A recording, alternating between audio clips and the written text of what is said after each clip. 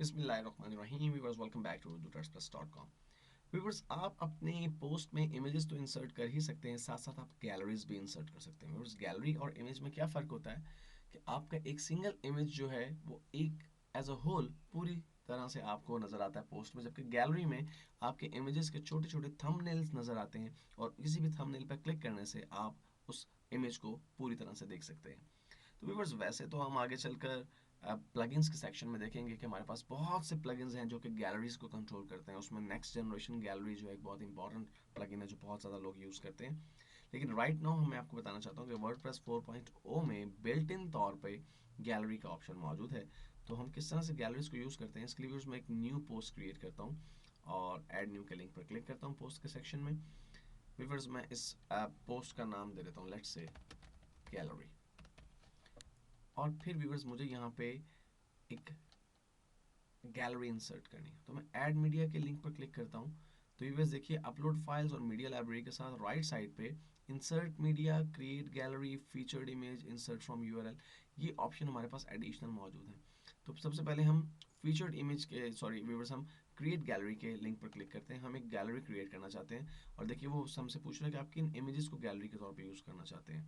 तो व्यूवर्स, हम जिन इमेजेस को यूज़ करना चाहते हैं उन पर हम क्लिक करते हैं, तो देखिए ये तीनों इमेजेस जो है वो सिलेक्ट हो गए हैं। इट मीन्स कि हमारी गैलरी में अभी राइट नाउ 3 इमेजेस इंसर्ट होंगे। ये 3 इमेजेस मैंने सेलेक्ट किए, अब ये गैलरी बन गई। और मैं क्रिएट अ न्यू गैलरी के लिंक पर क्लिक करता हूँ व्यूवर्स, और आप देखेंगे कि गैलरी जो है वो हमारे पास मौजूद है। उसमें वो बता रहा है कि आपकी लिंक टू अटैचमेंट पेजेस, यानी आपके जो इमेजेस हैं ये लिंक कहाँ करवाएंगे। व्यूवर्स, राइट नाउ इनको हमने किया लिंक टू अटैचमेंट पेजेस, यानी कि अगर इन पर क्लिक करेंगे हम इमेजेस पर तो आपकी वो पेजेस ओपन हो जाएंगे जिन पेजेस में ये इमेजेस मौजूद हैं।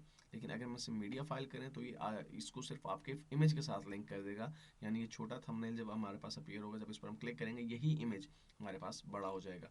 कॉलम्स कंट्रोल कर सकते हैं आप व्यूवर्स, यहाँ पर आप जितने कॉलम्स अपने पेज में रखना चाहें, 3 कॉलम 4 कॉलम, राइट नाउ आपको 3 कॉलम्स नजर आ रहे हैं। अगर आप इसे 2 कॉलम करेंगे व्यूवर्स तो आपके 2 इमेजेस आएंगे, फिर 2 इमेजेस आएंगे, फिर 2 इमेजेस आएंगे। अगर आप 3 कॉलम्स करते हैं तो अभी राइट नाउ आप जैसे देख रहे हैं 3 इमेजेस आएंगे, फिर 3 इमेजेस आएंगे, और जितने इमेजेस आप एक कॉलम में लेना चाहते हैं उसके हिसाब से आप कॉलम्स के नंबर्स सेलेक्ट कर सकते हैं। तो व्यूवर्स, गैलरी क्रिएट हो चुकी है। मैं अगर इंसर्ट गैलरी के लिंक पर क्लिक करूँ तो देखिए तीनों इमेजेस मेरे पास यहाँ पर इंसर्ट हो गए। मैं इस पोस्ट को पब्लिश करता हूँ। मैंने इसकी कोई कैटेगरी सेलेक्ट नहीं की क्योंकि जिस मैंने आपको गैलरी समझाने के लिए ये पोस्ट क्रिएट की है। और देखिए यहाँ पर व्यूवर्स अब आपको गैलरी नज़र आ रही है।